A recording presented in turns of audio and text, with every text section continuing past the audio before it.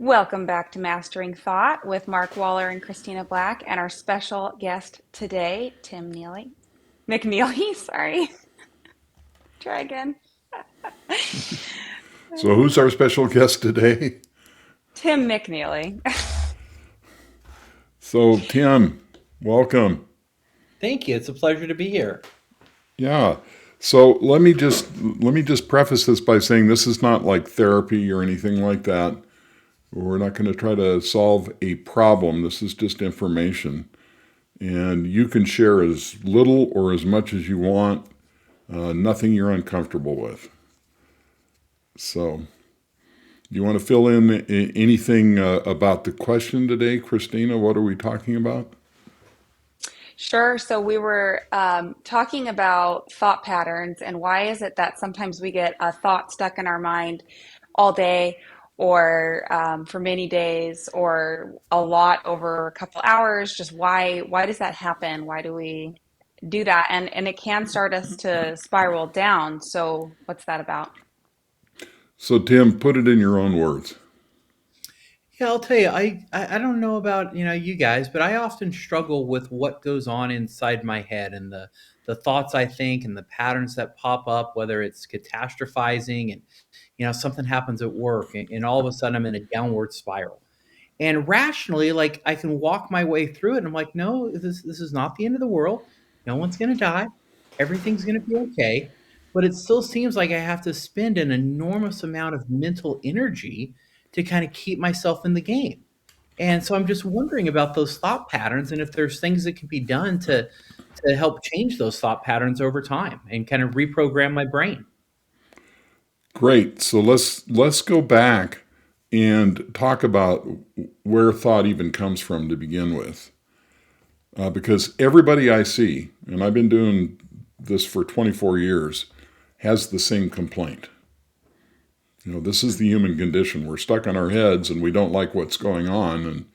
And what you've just described is basically this. This is a thought bubble. Can you both see that? Yes. Hmm. So what a thought bubble represents is we have inner speech going on. So whether that's we're thinking about the grocery list, or we're catastrophizing about what our boss thinks of us, or whatever, it's inner speech. It's a thought bubble. Does that pretty much represent what you both are saying? I absolutely, and I find my thought bubble is very active most of the time, and it Right. actually causes it hard to even be present a lot of time. Right, right. And yes, what you're going to find is that when you're in your head thinking, you are not present. And you're either in the remembered past or the imagined future. So let's go back and look at children for a second. Because children under the age of about, I'd say just arbitrarily 6, could be 7, could be 5, they don't have thought bubbles. Young children don't have thought bubbles, they have speech bubbles. Now, I'm leading somewhere here. So, what is a speech bubble? A speech bubble is it's the moral equivalent of the child talking to themselves, except they're actually talking out loud. Hmm. And developmentalists have called this egocentric speech. So egocentric speech is the child talking out loud to themselves about themselves with no anticipation that anybody's listening or is going to respond. Now, why are they doing this? They're doing this because they don't have enough neurological connectivity inside to articulate language in their head. So they do it out externally. So this is language that's communication that's separate from the communication with mommy or daddy. This is the child talking out loud to themselves, about themselves. Now, why is this important? Because this is the beginning of inner speech. So they've done research on this, and they've found that children, the more stress they're under, the more egocentric speech they display. So here's a challenging question. Let's see if we can sort this out. Why would a child, what would motivate them to generate more of this speech bubble, egocentric speech, when they're under stress? Can either one of you think of a reason they would be doing that? My guess is they're Well, trying and to so walk themselves give me an example. back to, So, an example of egocentric speech might be, mommy and daddy had a fight, and now I'm playing in the backyard, and I've got my truck in my hand, and we're going to scoop dirt. Whatever. Yeah, I mean, A it maybe lot sounds of like a times, regulation mechanism. technique. go ahead, Go Tim. ahead, What'd you Tim. say? You say it. A protective mechanism. Right. And what did you say, Christina? Oh, like a regulation technique. So you're both basically saying the same thing. So what the child is Yeah. doing is they're trying to compensate for feelings by talking to themselves, I have right? maybe a cute example of this. Tell me if I'm right. So I was playing a card game with my family, and we had a friend over, and it's like one of those where the person who's it that round has a card, and everybody else responds to that card with a card they choose, and then the person who's it picks the card that's the winner. And my son, who's 7, put one down, and then the person who was it read them all. And my son closed his eyes. He's 7. If I said didn't say that, he closed his eyes and he's like, "Please pick my card. Please pick my card." And he says it out loud. He's like praying to like himself. It almost seemed like oh, this has to be it. And it was just so funny. But when you were bringing this up, I was like, oh, I wonder if that was him doing maybe like a positive speech bubble. That's exactly a good example. Okay. So your son was saying outside what he might say on the inside maybe a year or two later. Yeah. Yeah. That's egocentric speech. So Yeah. what's Okay. happening, and Tim, feel free to chime in. You froze up there. Now we lost him entirely. He'll be back. Oh no. Come back, So what? Tim. So And what the it's child? totally ridiculous that oh, go ahead. Oh, here he comes. There he is. Here he's back. We're for those of you watching, we're struggling with our internet connection today, and Mm-hmm. we're getting some slow speeds. So Tim, chime in. Did you hear what she was talking about? Her 7-year-old talking to himself. I did hear that story. I thought that was very fascinating. So Mm-hmm. this is something we don't pay a lot of attention to, but all of this comes from a couple of researchers way back when, and this is in my book, Mastering Thought. Two researchers were born in the same year. One's name was Vygotsky, and he's the father of Russian psychology, and the other person's name was Piaget. And Piaget was a biologist who studied his daughter to see what her developmental steps were in life. And both of them discovered this egocentric speech. By the way, there's a picture of my book, Mastering Thought. But both of them studied this egocentric speech. Piaget came to the conclusion that egocentric speech was extinguished by the time the child was 6 or 7 years old. Vygotsky said, no, that's not correct. Egocentric speech becomes inner speech. Mm. So, now, given all that background, what is the reason we human beings are constantly in our heads talking to ourselves? What is it motivates that conversation?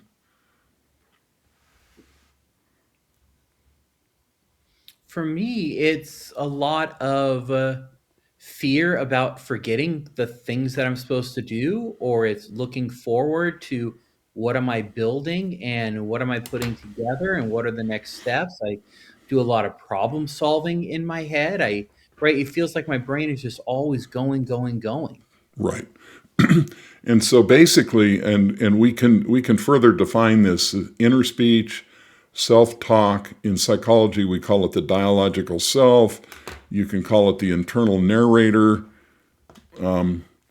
So different people have different terms they use for this.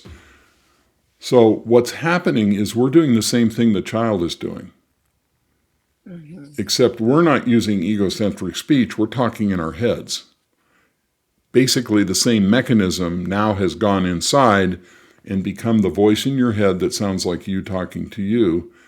And what we're attempting to do is manage our stress. Right. And the and So the it's and the still, more it's just stress, regulation. yes, It's still just regulation. right. We're trying to. I would say 95% of it is try to get rid of anxiety. Hmm. But most of us don't understand that we're actually experiencing anxiety. So But is it kind we of a hybrid of, I'm sorry if I'm interrupting. go ahead.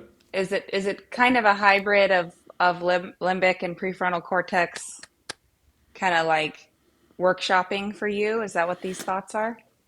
You have a knack of bringing in the next thing I want to talk about. That's great.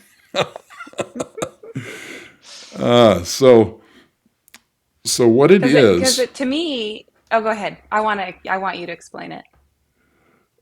okay. So it's not a hybrid. It's kind of an interplay. Okay. And so where it comes from is a network in the brain called the default mode network. Now this is pretty new information because the default mode network was only discovered about 10 years ago. And they used a piece of equipment called an fMRI, a functional MRI. And what that does is they connect it to the brain and they can see brain activation. Now, you might wonder when you connect something and look at the brain activity, there's always going to be some activity, right? So what they do is they Hmm. take the everyday stuff and they subtract it from the signals, and they're able now to see how the brain activates when we do certain things. So they Mm. discovered this was really weird because they discovered there was this network in the brain that was active when the individual was not focused on anything in the outside world, and the brain was in wakeful rest, which was not something they expected to see. So, in other words, when the person was doing nothing, all of a sudden this network would turn on, and this gets back to Tim's point. The default mode network is associated with activities such as daydreaming, mind wandering, and self-referential thinking. What does that mean? It means we're thinking about ourselves, our lives, our relationships, things like that. How am I doing so far? Is this making sense? It is, yes. So we have this network in the brain that turns on when we're doing nothing. So here's some other points here. The DMN is said to be more involved in processing internal speech. Internal speech, also known as verbal thought, refers to silent mental monologue that occurs when individuals talk to themselves in their minds. In the voice, it's the voice inside your head that you hear when you think. And so when you engage in internal speech, the default mode network is thought to play a significant role. In other words, when you're at rest, you're driving down the road, all of a sudden you catch yourself, you're thinking about the worst case scenario for tomorrow's meeting or whatever it is. That is the default mode network has turned on now and it's talking to you. And this has been supported by neuroimaging studies that show that increased activity in these brain regions when individuals are asked to perform tasks related to self-referential thinking, Hmm. So or when then, they are at rest and engaged in spontaneous thought processes. hmm. So then, Okay, so if the default mode network is active when we're not focused on the outside world, does that explain some of my tendencies to want to always keep busy and have some kind of external stimuli going? Could that be part of exactly, always seeking after those things Ooh. as I'm attempting to shut down my default mode network? That's why people turn on the TV when they go to sleep at night, Mm. because they want to quiet their mind. So that's a perfect lead in to the next thing I want to talk about, which is called the task positive network, which is, now you got to imagine these two networks in the brain. One network is the default mode network, the other network is the task positive network, and they are negatively correlated. What does Hmm. that mean? They both cannot be on at the same time. And so let's try a little experiment before I go through these bullet points here. Both of you just focus on the heading there that says task positive network. Just focus on it and look at the colors, how it's placed on the page. Just kind of analyze it. Now, did you notice when you were doing that there was no verbal thought in your head? That the voice shut Well, off? I would it was like I would hear my voice in the observations I was saying. Does that am I understanding? So when you're focusing on Or it, are you uh-huh. commenting on it at the same time? Yeah, yeah. Yeah, that's impossible. Oh, so am I just switching back and forth? That's right. You're switching back and forth. So just Oh. try it again. Just focus on that colorful heading there and the colors. Don't analyze it. Just focus on it and try to take it in.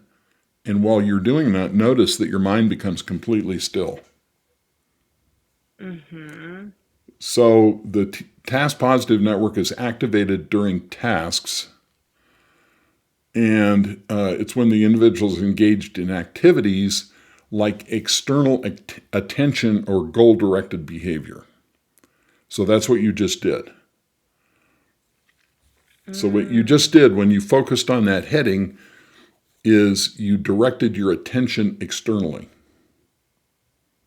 right. Now, what that did was Which would two things. Number one, you directed your attention, but number two, because you had turned on the task positive network, the default mode network immediately shut off, and the commentary in your head went away. yeah. Which is like typically what people talk about loving an exercise or a hobby for. Like it That's right. clears my mind. That's right. And that's what Tim was saying a minute ago. Yeah. Is it possible Yeah. to have a task positive network that's overactive too? Uh, I suppose yes, because I imagine what would happen with people with ADHD and things like that. They're Okay, hyperactive. Oh, Right. shoot. So interesting. the TPN involves a network in the brain regions that work together to support cognitive tasks. And now this is important. The regions include areas in the frontal and parietal lobes. Here's the frontal. This is where the observer lives, up here. And notice it says it's anti-correlation with the default mode network, so they're not on at the same time. Okay? So now we have these two networks going on. So number one, we've established that the purpose of the internal dialogue is to manage our feelings without us even realizing we're having a feeling. So, So and do we you, can use task positive network to focus on something that will make that shut off. okay, so Mm, the default is it proper to say then that the default mode network is more responsible for the emotions and that egocentric talk, right? Things like this is going to be horrible or awful or the catastrophizing, whereas the task positive is really focused more on task and getting things done. So one's kind of more emotional and one's more goal driven. Is that a fair differentiation, or do I have those confused? No, that's completely true. What you just said is completely 100% true. So mm. not all of the internal dialogue is emotional, is it? No. So when you're driving down the road and you think, oh, I need to get milk at the store, that's not necessarily emotional. But if you're driving down the road and you think, I need to get milk at the store, or my wife is going to yell at you yell at me, now that is emotional Okay. because there's an emotional component. And that emotion comes from the limbic system, which we've talked about in previous videos. The limbic system is the emotional brain. It's fight or flight, anger, fear. And so what happens is the default mode network and the limbic system, the emotional brain, form what could best be called autopilot. Yeah. And that makes sense to me. And so the now when we're activating the task positive network, we're doing a task. We're not on autopilot anymore. It's goal directed. Hmm. So I've heard from like trying to learn more about education with children that you should typically expect their attention span to be their age plus one, and that is the number of minutes that they can nonstop focus on something at best. Is Right? that so? Is that the task positive network? Right. And so each person has really a timer going for when there's absolutely no more they can do without going to the default mode network. And then they each trade off to give each other a break. Well, I'm not sure I would say they're trying to give each other a break, but Okay. we just don't have the ability to sustain attention for very long Uh-huh. unless you're doing something you love. When you're doing something you're passionate about or Right. interested in, you can hold your attention for long periods of time. Mm-hmm. And this is the major problem people with ADHD have. They can't hold their attention on much of anything unless they are interested in it. Right. And when they're interested in it, then they have no problem focusing for long periods of time. Yeah, it's like a superpower at that point. So now I'm going to give you the solution to this. But before I do, are there any questions? Well, with that solution, and you may touch on this, but I want to know, like, how permanently wired are these networks? Are they changeable? Are they moldable? Can you reset them over time? Are there things to help reset them and do it quickly too? Or is this a long process? Like how do we start fixing these things, or are they stuck in stone? Is there plasticity involved? Well, see, there's another network we haven't talked about. It's called the executive control network, which basically involves the front of the brain. This is the adult brain. And so this is where the observer is. And I'm going to show you how to do this because the problem with the default mode network is that it it talks to you, and as it's talking to you, it brings with it a sense of self. But the problem is that sense of self is not you. It's not the real you. It's like who you see yourself to be. It's like a persona. Mm-hmm. It's a feeling of me. Now, listen, this is very interesting in my work. When you're doing a task, there is no sensation of a me that's doing the task. Mm-hmm. That when you're focused on a task, there's no self referential experience in your head of me doing a Right. task in the moment I'm doing the task. As long as you're focused on the task. As long as you're Right. If you focused, take a if you take a step back, you might go, "Oh, I'm washing dishes." But while that you're washing dishes and getting that thing off, you're not thinking about, "Oh, I'm washing dishes." that's right. Okay. So this is really spooky because if you pay close Yeah. attention, yeah, Tim, were you ever an athlete, Yeah. like a golfer or anything? Yeah, a little bit of golf, a little bit of tennis, just dabbling in the sports. So ever had the experience of like being in the flow? Oh, so I get the flow state not just in sports, but in my work, or all of a Okay. sudden I have to do something and it just starts happening. I don't even have to think about it. Right. And so Yeah. I'm like that when I do speaking engagements. I'm at my best when I'm given a Hmm. topic. I know what I have to speak on, and I just show up and start going. And Hmm. I would submit to you, this might be a new thought, but I would submit to you that as you're doing those things, there's no sensation of Tim doing something. No, there really isn't. That's It's right. just doing. I'm just That's being. right. That's right. That is called the present moment. Mm. So, so when you're actually in the flow of life, when you're in the present moment, focused on life, whatever that task is, there's no sensation of Christina or Tim or Mark that's the doer. You're just doing. Okay, so that sounds a little esoteric, but let's prove it out here. So here's what I'd like you to do. We're going to activate these two networks and see what happens. So what I'd like you to do is just relax. Don't try to accomplish anything. This is an abstract exercise. So just Is this relax. something people can do that are listening? Like Absolutely. you're walking everybody through it? Okay. Yeah, yeah. Wherever If you you're are, if, do what Dr. Mark says. so so just relax and wait for the next thought to drift into your mind. It's best if you do this with your eyes open, by the way. So just wait for the next thought to Especially drift if you're into your driving. mind. Maybe it's I want a hamburger for lunch, or I need to trim my beard tomorrow, or whatever random thought comes to mind. Take a step back and observe the fact that you're having a thought. Tell me what happens to the voice in your head when you merely observe it. Now, you're not going to analyze it. You're not going to wonder where it came from. You're not going to worry about what the content of the thought is.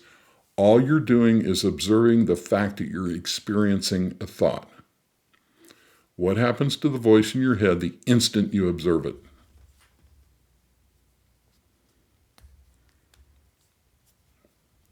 This is extremely simple. So the voice It in your head goes starts to speak. Go ahead. it goes quiet. Absolutely. So what we just Mm. did was we activated the task positive network to observe the voice in our head or observe a thought.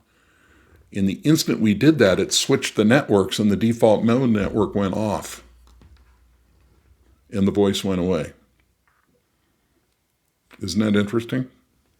That's very fascinating. So what have we proved here? What we've proved is that when you pay attention to your thoughts, they go away. Now, you're not paying attention to the content of the thought, you're just paying attention to the fact that you're thinking. And the instant you notice it, it goes away. What does this prove? This just proved something. See, we're having this conversation, and as we're talking, our thoughts are coming and going, aren't they? But we're not coming and going. We're not our thoughts. Exactly. Hmm. Exactly. The voice in your head that sounds like you talking to you is not you. That's an illusion. The brain knows language, so it just talks. The default mode network turns on, and we start a conversation in our head that makes us feel bad because we believe we are the voice in our head. And it turns out that's not true because when you direct your attention to it, it goes away. So that kind of begs the question then, who are we? Ah, what's left? When the voice goes away, what's left? Just it's the doing. It's the task positive network. It's the being. Exactly. Exactly. The awareness of being is Hmm. what's left. So the person you think you are is being tricked. It's a trick of the mind because this commentary is happening all the time, and that's who we think we are. but it's covering up the truth of who we are, which is the awareness that's having the experience of the thoughts. Hmm. You're making me think of, we just watched Spider-Man Far From Home, and the bad guy, Jake Gyllenhaal, is like tricking everyone's minds, and he tricks Spider-Man pretty bad, and he goes, "It's really easy to fool people when they're already fooling themselves."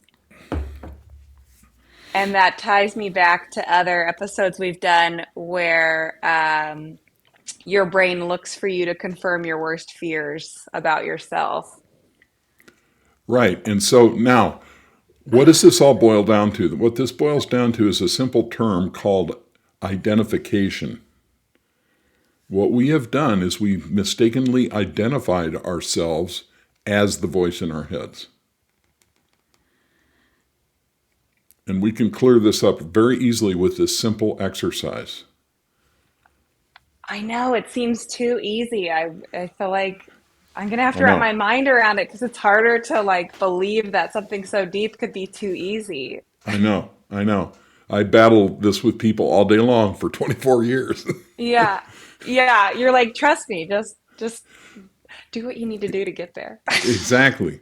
So all you need to do is just 2 or 3 times a day is just notice a simple thought and watch it go away.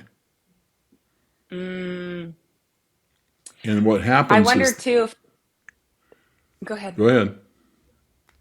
Oh, I wonder too if so like in my line of work as you're talking with someone, if they believe this has to be hard, this has to be a difficult thing in my body to fix. It's not my job as the therapist to say, actually, it's very easy to fix. It's a much more compelling question for us to ask, well, what if it wasn't hard to fix? And you do this like, 40-point turn if you need to do that many points, but like, what if it could be easier than I thought? And then you even like go from there and you just back yourself into doubting why you believe so strongly that it was going to be hard. And it might be one session and it might be five, but that's like, I don't know if that applies to So, this, but it could. so what, go ahead, Tim. Do you have a comment? I don't want to step on you there. Oh no, I'm listening and learning. Okay. So let's review what we've talked about here. Egocentric speech of children becomes inner speech of adults. Mhm. And unfortunately, what happens is we believe we are the narrator. And that's where all the trouble comes from. And so we live on autopilot and we feel miserable because we have this constant, dialogue driven in our heads by our worst fears and all the stuff coming out of our limbic system, our monkey brain. But what's happened now is we realize that this is a mechanistic system in the brain where there's just these two networks are just switching back and forth. And what we find is if we do this exercise, and we don't have to do it very often, every time we become the observer of the voice in our head, the voice goes away. And eventually, the light bulb goes on in our heads, and we realize what Tim said a few minutes ago, we are not the voice in our head. That's not who we are. And that is disidentification. And the moment that happens, and what we're doing, we're activating the task positive network, but we're also activating the prefrontal cortex up here where the observer lives. And the observer is watching this voice go away all the time. And eventually the observer realizes, wait a minute, I'm the awareness. The voice just went away. That can't be who I am. I'm not the voice in my head. And then you go free. There's an awakening that occurs. Mm. And that's how you get out of this constant world of thought. You just stop believing in the mechanism.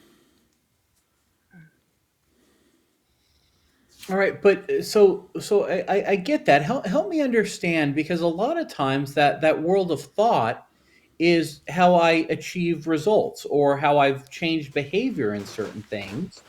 because I start thinking about like, hey, I want to get this done. I want to do these things. Hmm. And so take like, trying to get healthier or whatever. So my internal dialogue is telling me, hey, I want to go to the gym. I want to eat healthy. I want to be healthy. I want to do these Hmm. things. But that's all an internal dialogue. So is that me wanting to do that, or how do I achieve those things without that Hmm. internal dialogue helping me figure out what I want to do? Well, that's really two Because we different questions. in language, right? We think using language. So the illusion is that that we have to convert everything to a verbal stream in order for it to Mm, be real. And that's not true. So when I look at you, when I look at you both on the screen here, I see the color of your hair, I see where you are in the room. All that's being done by millions and millions of parallel processors in the brain. But the only thing we pay attention to is a little spot in the left hemisphere that talks all the time. hmm, Now, the question is really, are you directing your thinking or is thinking directing you? okay. Yes. Mm. And so there's nothing to say that you can't direct your own thinking. So if you want to reinforce your goals by saying things in your head, you can certainly do that. So let's say Christina invites me over for dinner and I'm driving down the road and I think, okay, I've got to turn left on Main Street, right on Elm Street, and left on Oak Street. I'm reinforcing my memory of the directions by talking to myself. And then I say, when I get there, she won't like my shirt and we'll have a miserable evening. Okay. Well, now Mm, thought is using me. I was using thought, but now it's mm. using me. Okay, The I, most I appreciate that differentiation. That's powerful. right.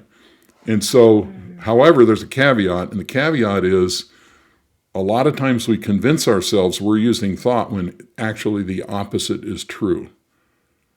Because we're experiencing a lot of subconscious anxiety or non conscious anxiety, and we're doctoring ourselves for the anxiety with our self talk, and we don't realize it.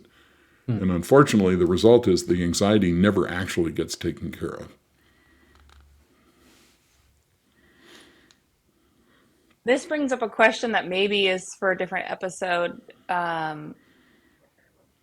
But I know that in my personal growth and in my work life, like I do utilize the non-conscious part of the brain a fair bit. And so I guess I would like clarification on, or maybe I don't know. Anyway, just what part is my limbic system doing monkey chatter and what part is a different part of my non-conscious that's really productive, the part of me that helps me let go of trauma and like heal.